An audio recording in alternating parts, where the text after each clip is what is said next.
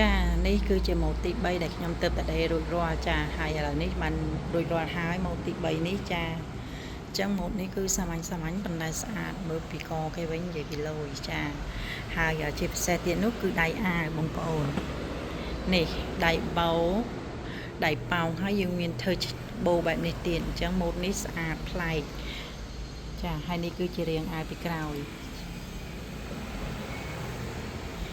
ចាអញ្ចឹងអាវទី3នេះគឺរួចរាល់ជូនបងស្រីហើយចាដែលបងគាត់មកអញ្ជើញកាត់ដល់មកដល់កាត់ដល់ទៅ3ឈុតចាអញ្ចឹងនេះគឺជាឈុតទី3ឈុតចុងក្រោយដែលខ្ញុំទើបតែកាត់រួចចាចាអញ្ចឹងម៉ូតនេះគឺស្អាតបែបសភាពរៀបសារបងប្អូនចាគឺស្អាតជាងគេនេះគឺដៃអាវនេះតែម្ដងចាហើយនឹងកអាវចាអញ្ចឹងក៏សូមអរគុណដល់បងស្រីដែលគាត់អញ្ជើញមកកាត់ដល់ទៅ3អាវ3ឈុតហើយលើកទី1ហើយកាត់ដល់ទៅ3ឈុតចាអញ្ចឹងឥឡូវនេះ